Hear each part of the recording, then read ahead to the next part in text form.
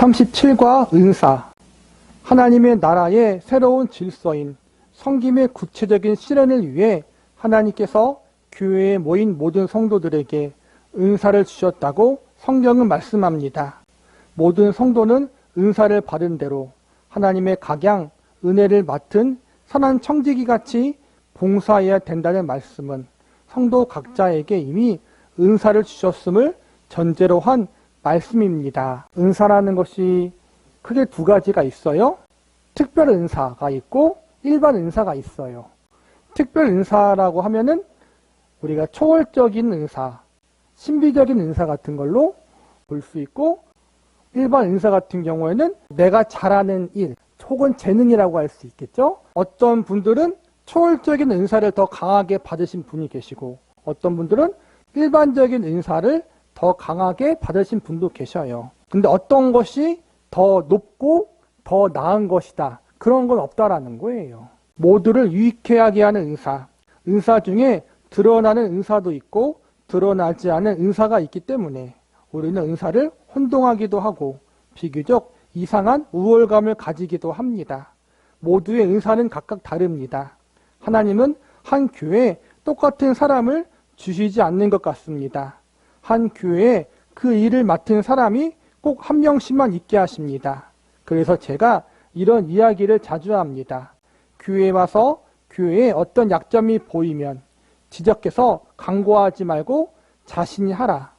네덜란드 소년처럼 새벽길에 가다가 둑 구멍이 나서 물이 새어 나올 때 자신이 그것을 막은 것 같이 본 사람이 막으십시오. 한 교회에 무엇이 부족하다고 느끼면 그 사람이 그 일을 하라고 하나님께서 그 사람 눈에 띄게 하시는 것입니다. 내가 이 일을 한다, 여기 봐라 하면 예수님이 가장 미워하십니다. 너희는 바리새인들이 하는 것 같이 기도할 때 길거리에 서서 하지 마라. 구제할 때 나팔을 불지 말라. 우리에게 제일 큰 싸움은 하나님께 보이느냐, 사람에게 보이느냐의 싸움이란 것을 잊지 마십시오. 사람에게 보이면 그 상을 여기서 받습니다. 사람한테 잘났다고 칭찬받습니다. 그러나 나중에 주님은 도무지 모른다고 하십니다. 고린도전서 12장을 봅시다. 은사는 여러 가지나 성령은 같고 직분은 여러 가지나 주는 같으며 또 사역은 여러 가지나 모든 것을 모든 사람 가운데서 이루시는 하나님은 같으니 각 사람에게 성령을 나타내심은 유익하게 하려 하심이라. 은사는 모두를 유익하게 하려고 있는 것입니다. 각각 다르지만 주신 분은 한 분이시며 주신 목적도 하나입니다. 이것으로 서로 싸우면 그것을 주신 분의 뜻에 합당하지 않은 것이며 그것을 가지고 자랑하는 것은 미련한 것이라고 성경은 말씀하고 있습니다. 이 모든 은사들이 서로를 유익하게 하기 위한 것이라는 사실은 그것이 보충적이기 때문입니다. 팔과 다리가 싸울 수 없듯이 눈과 귀가 우열을 가릴 수 없듯이 서로가 서로에게 필요합니다. 보충적입니다. 만일 그것을 모르고 서로 경쟁하기 시작한다면 그처럼 미련한 짓은 없습니다. 고린도전서 14장 5절은 은사에 대하여 이렇게 말씀합니다. 나는 너희가 다 방언 말하기를 원하나 특별히 예언하기를 원하노라. 만일 방언을 말하는 자가 통역하여 교회의 덕을 세우지 아니하면 예언하는 자만 못하니라. 하나님께서 주신 은사는 모두 교회의 덕을 세우며 교회를 유익하게 하기 위해서라는 것입니다. 성령님께서는 우리를 통해 일하심으로써 신자들에게 하나님의 생명이 흘러들어갑니다. 하나님의 성품으로 변화하게 되며 그것을 목적으로 우리에게 은사를 주신 것입니다. 고린도전서 12장에서 14장에는 우리가 잘 아는 은사 이야기가 나오는데 중간에 사랑장이라는 13장에서 사랑을 다음과 같이 말씀합니다. 사랑은 언제까지나 떨어지지 아니하되 애연도 패하고 방언도 그치고 지식도 패하리라. 우리는 부분적으로 알고 부분적으로 예언하니 온전한 것이 올 때에는 부분적으로 하던 것이 패하리라. 내가 어렸을 때에는 말하는 것이 어린아이와 같고 깨닫는 것이 어린아이와 같고 생각하는 것이 어린아이와 같다가 장성한 사람이 되어서는 어린아이의 일을 버렸노라. 은사는 이런 것입니다. 우리가 지금 부족한 사람이기 때문에 하나님께서 간섭하신다는 것입니다. 은사란 다른 표현으로 성령의 나타나심을 주시는 것이라고 합니다. 성령의 나타나심을 주시는 이유는 우리를 유익하게 하기 위함인데 어떤 유익함이냐 하면 하나님이 우리를 고아와 같이 내버려 두지 않고 지금 간섭하시고 계신다는 큰 위로가 그것입니다. 그뿐만 아니라 밤길을 걷는데 손전등을 하나 준 것 같은 유익도 있습니다. 캄캄한 밤에 등불이 켜지는 것과 같은 유익이 은사입니다. 그 은사는 그 등을 들고 있는 사람이 그들 중에 가장 잘난 사람이라는 표로 준 것이 아니라 밤길을 밝히라고 준 것입니다. 그런데 우리는 꼭 이럽니다. 나 아니면 너희들 모두 못 보지. 이런 식으로 이야기하면 큰일입니다. 손전등은 혼자 쓰라는 것이 아니라 모두를 비추어 주라는 것입니다. 그것을 준 이유는 밤에는 우리 시력이 있어도 못 보는 소경이기 때문에, 즉 영적으로 우리가 지금 새 생명을 얻고는 있지만 하나님이 요구하시는 자리에까지 가 있지 못하기 때문에 지금 우리가 하나님의 그런 간섭하심이 필요한 자리에 있음을 인정하라는 것이 은사장인 고린도전서 12장에서 14장 사이에 사랑장에 끼어있는 이유입니다. 지금 우리는 부분적으로 알고 있다는 것입니다. 성령께서 간섭하셔야 하는 부분이 있고 은사로서 우리에게 주셔야 하는 부분이 있습니다. 우리가 다 모르기 때문입니다. 그래서 사랑하는 마음을 가져라, 기다려라, 용서하라. 우리는 지금 부분적으로만 이해한다. 누가 실수하고 누가 모자라는 것도 용납하고 있어라. 좀 지나면 괜찮아질 것이다 라고 말씀합니다. 아기를 낳아놓고 금방 서지 않는다고 때리는 부모가 어디 있습니까? 말 못한다고 때리거나 오줌 싼다고 나무라지 않습니다. 물론 중학생이 되어서도 그러면 안 됩니다만 아무튼 기다림이 필요하다는 것을 이야기하는 것입니다.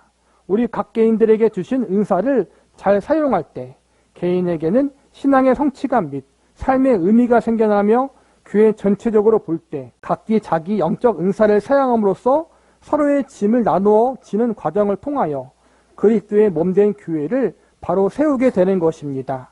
예를 들면 봉사의 은사를 가진 신자가 그 분야에 충성됨으로써 말씀의 은사를 가진 다른 신자가 자기 분야에 집중할 수 있게 되는 것입니다. 하나님이 각자에게 주신 은사들이 있어요. 일반적인 은사도 있고 특별한 은사도 있어요. 이런 은사들은 나를 위해 쓰는 것이 아니라 모두를 유익하게 하기 위해 쓰는 거란 말이에요. 그리고 나를 자랑하고 나타내고 드러내기 위한 것이 아니라 하나님을 드러내기 위한 것이란 말이에요. 그 은사를 통해서 하나님이 살아계시는구나, 하나님이 진짜 계시는구나, 이 사실을 드러내고 알리는 일에 쓰임 받는 것이지 내가 이 정도 특별하다, 내가 이렇게 하나님 앞에 열심히 했기 때문에 하나님 앞에 잘 보였기 때문에 이러한 은사를 가지게 된 것이다 라고 자랑질을 하기 위해 받은 것이 아니라는 것을 반드시 기억하라는 거예요.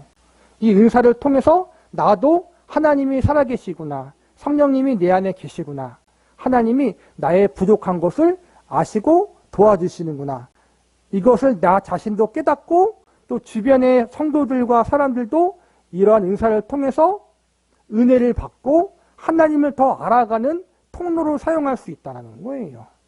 은사는 하나님 중심이다. 그리고 그 하나님이 우리를 유익해 하기 위해 주신 것이라는 것을 반드시 기억하라는 거예요.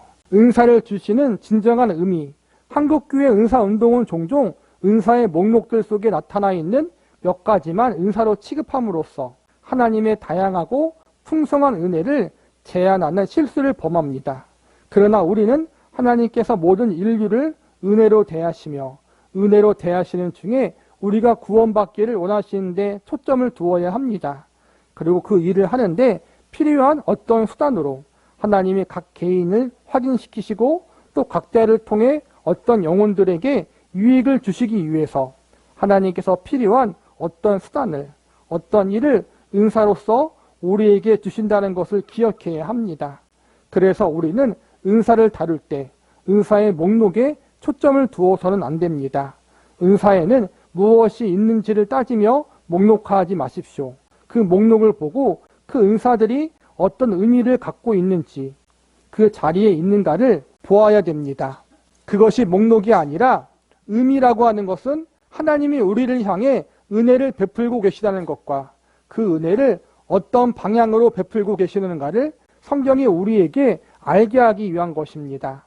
하나님께서 우리에게 원하시는 것은 우리 모두가 구원을 얻고 하나님 앞에 성숙해져 가는 것입니다. 하나님이 우리에게 은혜를 베풀고 계십니다. 고린도전서 12장에 이미 그 내용이 암시되어 있습니다. 형제들아, 신령한 것에 대하여 나는 너희가 알지 못하기를 원하지 아니하노라. 너희도 알거니와 너희가 이방인으로서 있을 때 말 못하는 우상에게로 끄는 그대로 끌려갔느니라. 그러므로 내가 너희에게 알리노니 하나님의 영으로 말하는 자는 누구든지 예수를 저주할 자라 하지 아니하고 또 성령으로 아니하고는 누구를 예수를 주시라 할 수 없느니라. 그래서 맨 처음 은사를 대한 이야기를 할 때 은사의 방향과 목표가 구원이라는 사실을 강조하고 있는 것입니다. 이 구원은 광의적인 의미입니다. 죄에서 벗어나 하나님의 자녀가 되는 것이요, 하나님의 자녀로 완성되는 것을 포함하는 구원입니다. 그래서 우리가 옛날에 하나님의 은혜를 받지 못했을 때에는 우상에게로 끌려갔었다고 합니다.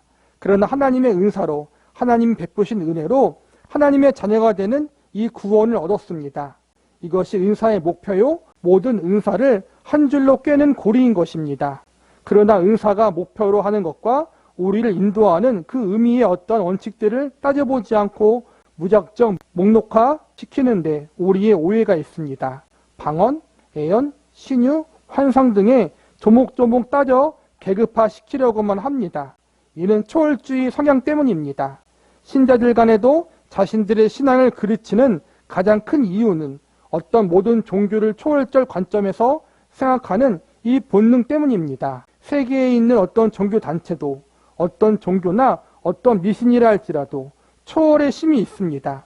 아무리 미개한 종족들이라도 종교가 있으며 그 종교가 종교로서 심을 갖는 이유는 언제나 이 초월성 때문입니다.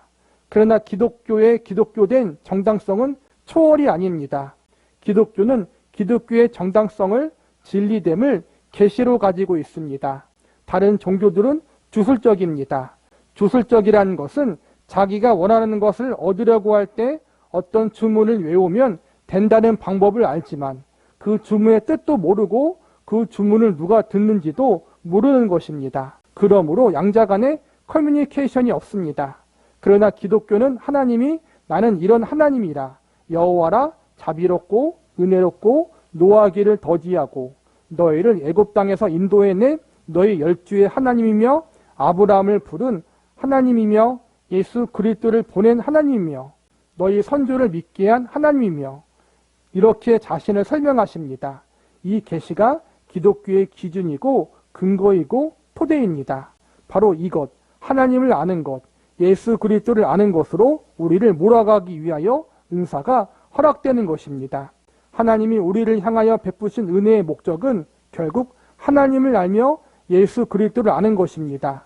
이를 조금 더 세분화해서 말하면 계시를 분명케 하는 것입니다.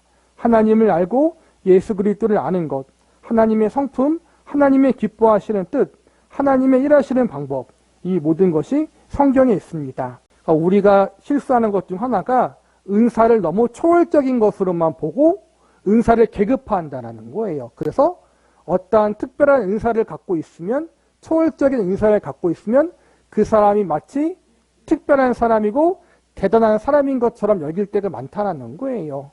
신유의 은사가 있고 병 고침의 은사가 있고 귀신을 쫓아내는 은사가 있고 투시의 은사가 있고 그런 은사가 있으면 그 사람이 대단한 사람인 것처럼 착각할 때가 많다는 거예요. 근데 은사를 그렇게 보면 안 된다는 거예요.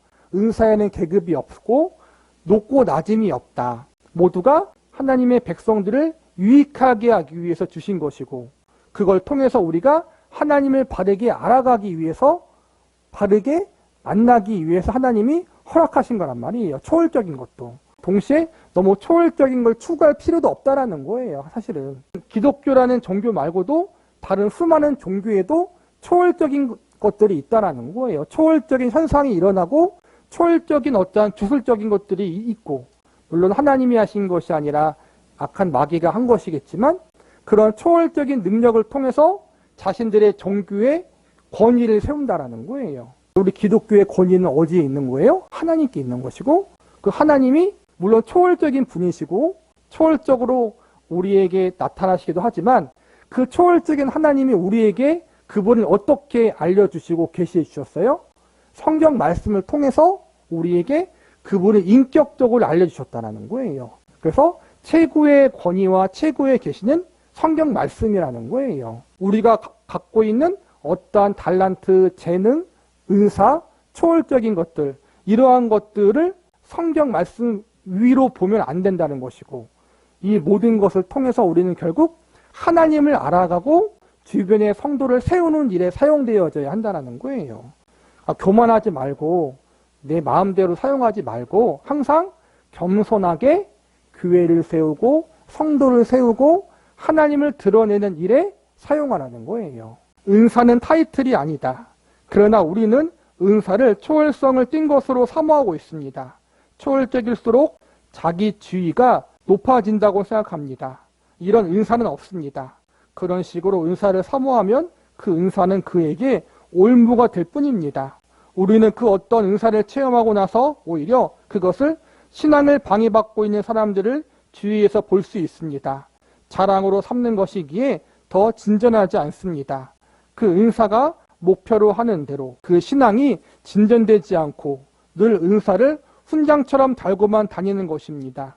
은사가 계시를 분명히 하리라는 사실은 고린도전서 14장으로 가면 더 확실해집니다.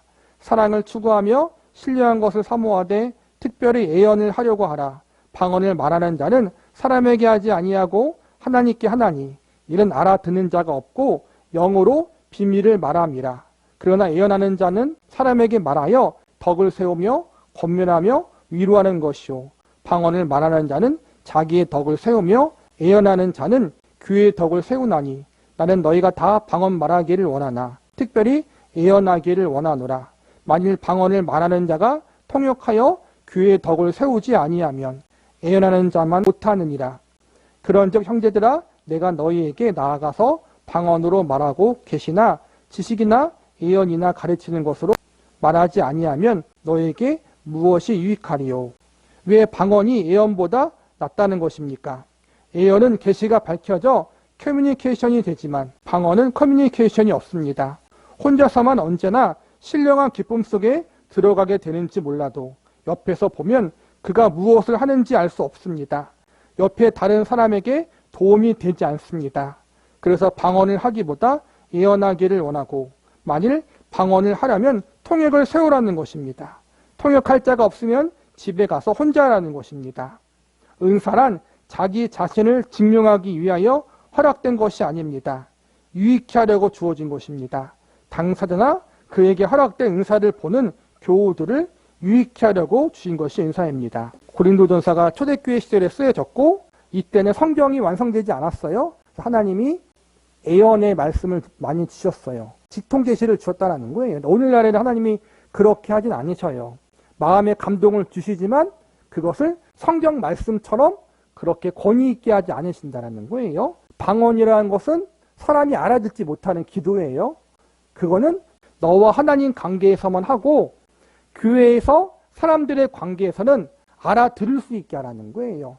여기서 예언이라는 것은 쉽게 말해서 성경 말씀이라고 보시면 돼요. 성경 말씀에 기록된 것을 우리가 서로 은혜를 나누고 그거에 대해서 서로 이야기하면서 깨닫게 해주고 교훈을 주고 그런 일이 더 중요하다는 거예요. 그래서 은사는 결국 뭐냐면은 나를 포함하여 주변 사람들에게 유익을 주는 것이다. 우리는 자꾸 하나님의 뜻을 물을 때 숨겨진 하나님의 뜻에 집중할 때가 너무 많아요. 너무 숨겨있는 뜻을 발견하기 위해서 노력하지 말고 이미 하나님이 우리에게 알려주신 하나님의 뜻에 순종하기에 힘쓰는 것이 더 중요하다는 거예요.